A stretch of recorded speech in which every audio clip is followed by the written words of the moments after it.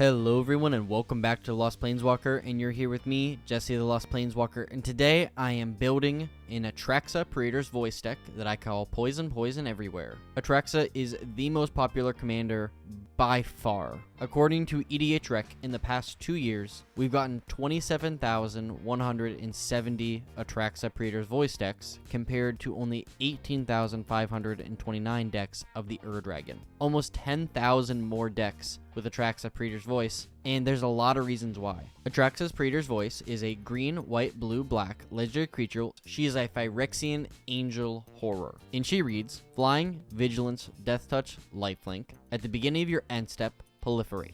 And that proliferation trigger is what makes Atraxa as good as she is. Flying, vigilance, death touch, and lifelink is pretty good, but proliferate opens up basically this world of possibilities and a whole bunch of different ways that we can build Atraxa, and that's why there are so many different decks. This is going to be the first of my many part series where I build Atraxa, but I do all different kinds of decks around her. And first is going to be Poison. Poison is probably the most popular way to build Atraxa purely because there's not a lot of other great ways to build it. And in these four colors are all of the best Proliferate, Infect, Poison cards to, get that game plan rolling. So we're going to dive into that, but first we're going to look at the lands that I've included in this deck. And I'm going to try and go through these pretty quickly, but I have a pretty good land base built. So starting off, you have your basics. You have your Command Tower, Exotic Orchard, Karn's Bastion, Islands, Plains, Forests, Swamps, and Reliquary Tower. All of these are your basic lands. Are going to help you get the game plan rolling. But in addition to that, I, really wanted to deck out this land base because I'm going to be building multiple different decks around it. I figured, well, I might as well spend some good time on this and we can move on.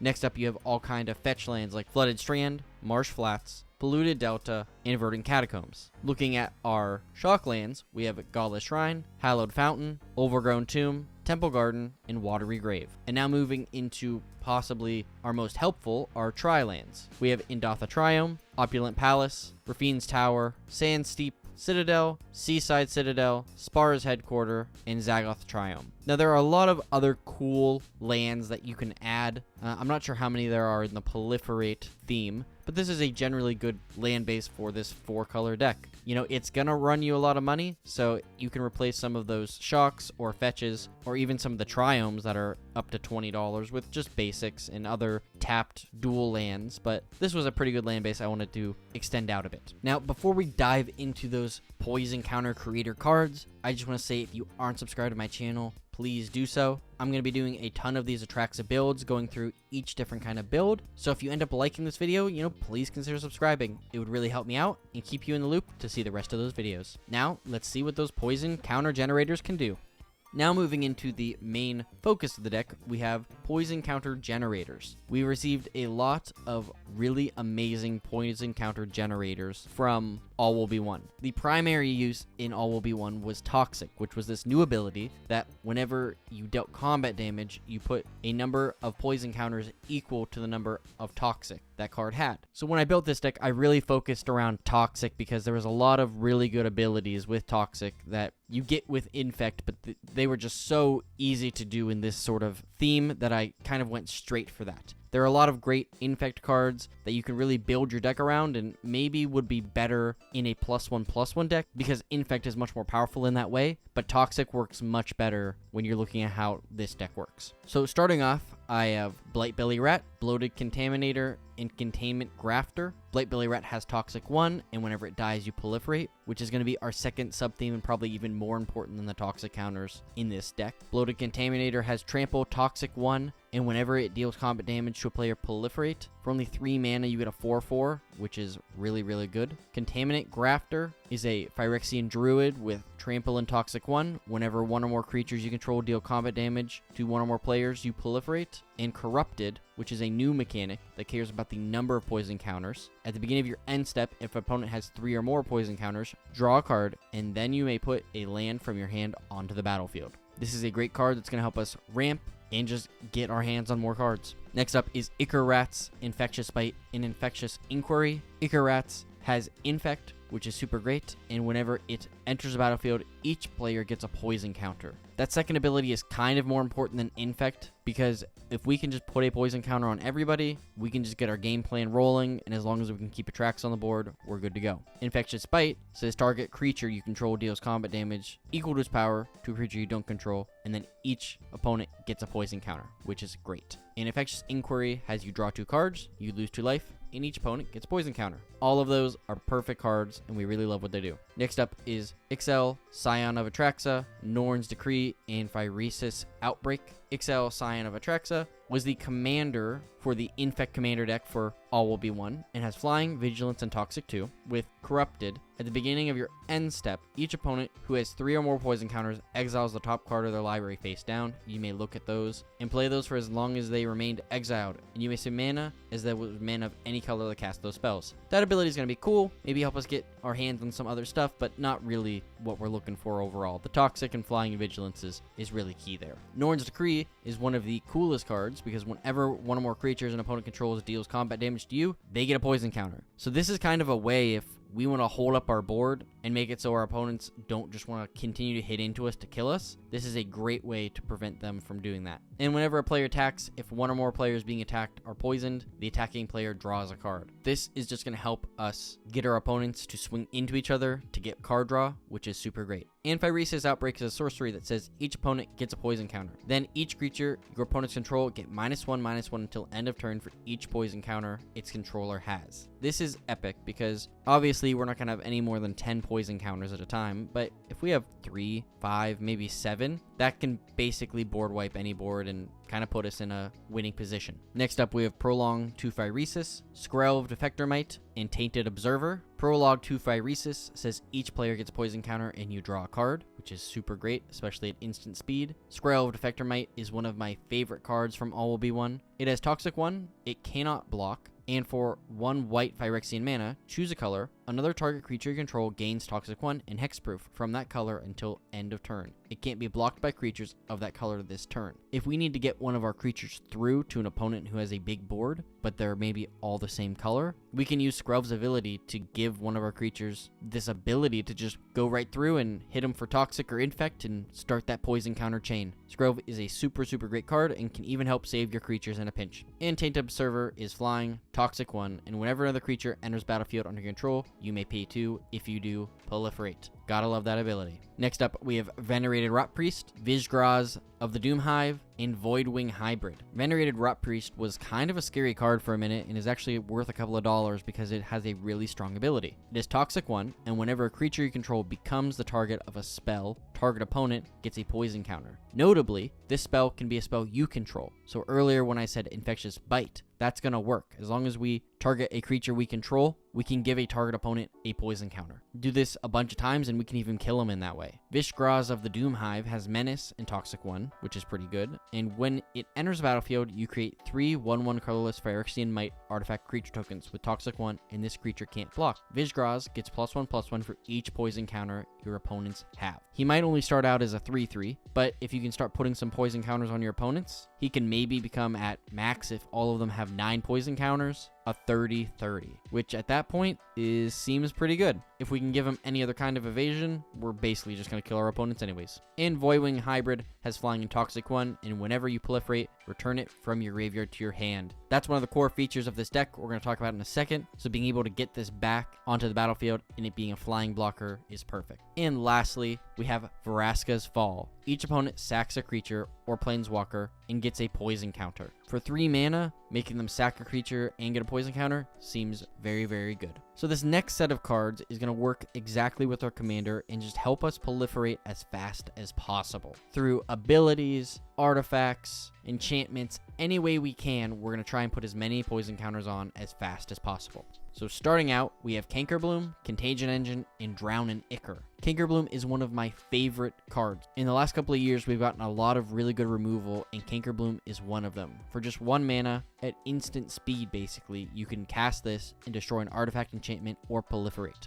I would say that this is probably going to be used for Proliferate in this deck, but if your opponents have a pesky artifact or enchantment, I can see this being used as a great way to remove that. Contagion Engine, one of my favorite cards, says whenever it enters the battlefield, put a -1/-1 counter on each creature target player controls. controls. And then for 4 mana, we can tap it, Proliferate, then Proliferate again. For 4 mana, being able to proliferate twice each turn just from Contagion Engine is going to make it so instead of a 10-turn clock, it turns into a 5-turn clock. And with our commander, even faster. And Drown and Ichor is a cool kill spell. It gives target creature -4/-4 until end of turn, and then proliferates. Next up, we have Evolution Sage, Experimental Augury, and Yuzuri, Stalker of Spheres. Evolution Sage has a landfall and says whenever a land enters the battlefield, under your control, proliferate. You're going to be doing one of those at least once each turn, and using the Containment Grafter that lets us put another land onto the battlefield, we can do that more than once each turn. Experimental Augury says look at the top 3 cards of your library, put one of them into your hand and the rest on the bottom, and then proliferate. Great way to search with some additional benefit. And Yuzuri, Stalker of Spheres is one of the best creatures in this deck because when it enters the battlefield, you may pay 3. If you do, proliferate twice. And it says whenever you proliferate, you will draw a card. So at least once per turn while we have our commander on the battlefield, we're going to draw a card. And if we have all of our other spells, we're just going to be able to draw so many cards. Next up is Flux Channeler, Glistening Sphere, and Exorbitant Tide. Flux Channeler says whenever you cast a non-creature spell, proliferate. That's most of the cards in this deck, so that's going to be really, really great. Glistening Sphere is a cool card that I didn't even realize was a thing until I was researching this deck. It enters battlefield tapped, which is okay, but when it enters the battlefield, you proliferate. That seems pretty cool to me, and you add 1 mana of any color. And in addition to that, Corrupted, which means if you have an opponent with 3 or more poison counters, we can add 3 mana of any one color. Activate only if opponent has 3 or more poison counters. There's probably not going to be any point in this deck that we don't have 3 poison counters on an opponent, so this is an epic card. And an Exorbitant Tide is an enchantment that says whenever you cast a spell, proliferate. It is kind of pricey at 5 mana, but it's going to be well worth it. Next up, we have Norn's Choir Master, Teku Thrall, Inquiry Domus, and Tezzeret's Gambit. Norn's Choir Master has first strike flying, and whenever a commander you control enters the battlefield or attacks, proliferate. Atraxa has flying, vigilance, death touch, and lifelink, meaning that unless a player really wants to kill it, they're not going to just throw a creature into it to die. So Norn's Choir Master is going to give us some big benefits. Teku Thrall, Inquiry Domus is probably the second best card in this deck because it has flying, and if you would proliferate twice instead. That paired with our commander just instantly doubles how powerful our deck is. Pair that with Contagion Engine that says proliferate, then proliferate again. For 4 mana, you're proliferating 4 times, meaning 1 mana to basically proliferate. You'd be unstoppable if you had all these cards on the battlefield. And Tezzeret's Gambit can be paid for 3 in a Phyrexian blue mana to draw 2 cards and then proliferate. I like that. And our last cards in the proliferate column are Thrumming Bird, Unnatural Restoration, and Vraska, Betrayer's Sting. Thrumming Bird, simple creature with flying, and it deals combat damage to a player, you proliferate. Unnatural Restoration lets us return a target permanent card from our graveyard to our hand and then proliferate. Maybe one of our best things gets destroyed, we can get it right back. And Vraska, Betrayer's Sting is one of the coolest cards. I really love how this works in this deck. But it's one of the completed Planeswalkers, meaning that you can pay the completion cost, but it enters with 2 fewer loyalty counters for each time that was paid. So Vraska can either come in with 6 counters, or if you pay with the completed black mana, 4 counters. 0 mana, you can draw a card, lose 1 life, and then proliferate. That seems pretty good to me. -2. Target creature becomes a treasure artifact with tap, sack this artifact, add 1 mana of any color, and loses all other card types and abilities. Just a very, very simple and easy way to get rid of our opponent's best thing. And for -9, if target player has fewer than 9 poison counters, they get a number of poison counters equal to the difference. If we just focus 2 of our opponents, cast this, and are able to proliferate it up to 9 and activate that 9, we can just instantly give somebody 9 poison counters, and then on our end step, kill them with Atraxa or any other player that's becoming bothersome. There's so many ways to proliferate in this deck. Getting to 9, even if you take it down the first time you play it, is incredibly easy. Now moving on to our last category. I call this good stuff because these are all really good cards that I want to include in this deck, but maybe don't go into the deck strategy as much as what I just talked about, or maybe they help us get farther in the game, but maybe they don't proliferate or add toxic or poison counters or whatever we're looking for there. So starting off, we have a Ajani Sleeper Agent, Anguished Unmaking, and Arcane Signet. Ajani Sleeper Agent was our second completed Planeswalker and gives us a couple abilities that we can take advantage of. +1, reveal the top card of our library. If it's a creature or Planeswalker card, put it into our hand. Otherwise, we may put it on the bottom of our library. Maybe it's a land card and we don't need anymore. This is a great way to help dig. -3, distribute 3 +1/+1 counters among up to 3 target creatures. They gain vigilance until end of turn. Those are going to be used to help proliferate to make our creatures even bigger. And -6, you get an emblem with whenever you cast a creature or Planeswalker spell, target opponent gets 2 poison counters. This is going to be a great way to get those poison counters up if we don't have any other strategy that can really get established yet. Anguished Unmaking, real simple, exile target non-land permanent, you lose 3 life. This can be artifacts and enchantments, which we're in good colors to get rid of anything, so it's a good card. And Arcane Signet, we can add 1 mana of our commander's color identity. Assassin's Trophy, Astral Cornucopia, and Birds of Paradise are next. Assassin's Trophy, another kill spell that's going to let our controller search for a basic land, put it on the battlefield, and shuffle. Astral Cornucopia works particularly well with Atraxa because we're going to be proliferating so much. We can just put 1 charge counter on it to start, and as we continue in the game, we can continue to proliferate those charge counters to get it up even higher. In Birds of Paradise, just a great mana dork that can tap for any of our commander's colors. Broker's Ascendancy, Chromatic Lantern, and Commander Sphere are next. Broker's Ascendancy is going to let us put +1/+1 counters on each of our creatures and buff up our Planeswalkers, so that's going to be a great way to help get some more counters on our stuff, making it a bigger threat and harder to get rid of. Chromatic Lantern is going to make it so our lands tap for any color, while it also taps for 1 of any color. And Commander Sphere taps for a color of our commander's color identity, and we can sack it to draw a card later in the game. Counterspell, Court of Garenberg, and Cultivate are next. Counterspell, counter target spell, pretty simple there. Court of Garenberg is another great card from the Wilds of Eldraine that just came out. When it enters, we become the Monarch. Perfect. We can draw a card. We'll probably have a pretty threatening board, so maybe we'll keep it till our next turn. At the beginning of your upkeep, distribute 2 +1/+1 counters among up to 2 target creatures. Awesome. We can buff up all our stuff. Then if you're the Monarch, double the number of +1/+1 counters on each creature you control. Just a hint, this is going to show up, obviously, when I do a +1/+1 counter deck with her, but this basic synergy is just going to be great to get us going, and then just doubling all of those is going to make us unstoppable. And Cultivate lets us search for 2 basics, put 1 on the battlefield and 1 in our hand. Cyclonic Rift, Delighted Halfling, and Everflowing Chalice are next. Cyclonic Rift is going to return a permanent or all permanents that are not lands our opponents control to their hands, which is super great for us. Delighted Halfling taps for a colorless or taps for any color, and we can spend this to cast legendary spells, and those spells can't be countered. This is going to be great because Atraxa is one of the commanders I would consider countering anytime somebody would cast it. And Everflowing Chalice, just like Astral Cornucopia, is going to help us get more counters on it and tap for more mana as the game continues. Farseek, Felwarstone, and Gateway Archbeacon are next. Farseek is going to help us get a Plains, Island, Swamp, or Mountain, which can be basically any of our tri-lands plus our shock lands onto the battlefield. Felwarstone taps for 1 mana of a land an opponent controls could produce, which if everybody is playing red isn't going to help us, but anything other than that is. And Gatewatch Beacon enters with some loyalty counters, and then whenever a Planeswalker enters, we can put some loyalty counters on them. This isn't necessarily the best card considering we only have a couple Planeswalkers in this deck, but it's a cool mana rock and might actually come in handy.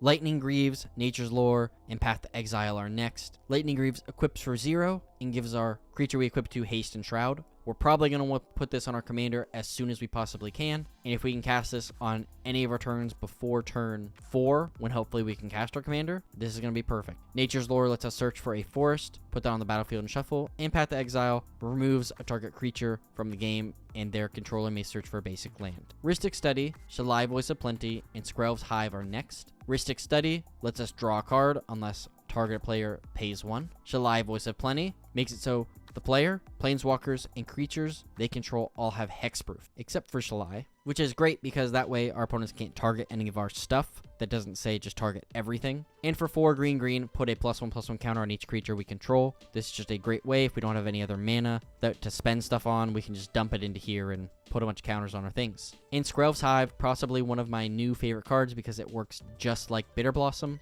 At the beginning of your upkeep, you lose a life and create a 1/1 Phyrexian Might. with Toxic 1, and this creature can't be blocked. So we can't use it as blockers, but it has Corrupted. So for as long as opponent has 3 or more poison counters, creatures we control with Toxic now have lifelink, which is a lot of creatures in our deck. So that seems really, really good. Soul Ring, Sword of Truth and Justice, and Swords of Plowshares are next. Soul Ring is an instant include. Sword of Truth and Justice is particularly good in this deck because we put a +1/+1 counter on a creature, and then we proliferate if we can deal combat damage, which we have a lot of flyers and we have a lot of evasion, so we're probably going to be able to use this a lot. And Swords of Plowshares exiles a target creature, its controller gains life equal to its power. And lastly, we have Vorinclex Monstrous Raider and White Sun's Twilight. Vorinclex has Trample and Haste, and if we would put 1 or more counters on a permanent or player, we put twice that many of each of those kinds of counters on that permanent or player instead. So if we put 1 poison, we put 2. If we put 2 poison, we put 4. It is a very, very good card, and I really love it. And in addition, it halves the number of counters our opponents put on their things or on us. And White Sun's Twilight, X white white, you gain X life, create X 1/1 colorless Phyrexian Might artifact creature tokens with Toxic 1, and this creature can't be blocked, and if X is 5 or more, we destroy all other creatures. If it's late in the game and our opponents have giant boards, this is a great way to clear the boards and then give us a huge board of small things to just be able to swing in and win the game with. Poison counters are definitely one of the absolute strongest ways that you can build Atraxa's Praetor's Voice, and I had a super fun time doing this. Thank you so much for watching, and I hope you enjoyed this video. If you've been considering building Atraxa, maybe consider this. And maybe if this isn't exactly what you're looking for, well, stay subscribed to my channel, because every couple weeks I'm going to be putting out a different Atraxa build, and maybe one of those will fancy what you're looking for. I'm going to try and go through all of the more major ways you can do this. If there is a card that you think I missed or should have included, or think, oh, that's a terrible card to put in there, please leave it in the comments down below. I love to respond and talk with you guys about that, because sometimes there's just things I'm not thinking of that are really, really great, and I really appreciate that when everybody shares those with me. If you want to help me out in another way, please leave a like on this video and share it with your friends. Those likes really help me get this video out to more people, and I really, really appreciate it. Today's Scryfall card of the day is Reckless Implementor. Linear growth. What am I, a first year? Thank you so much for watching, and as always, I'll see you later, Planeswalkers.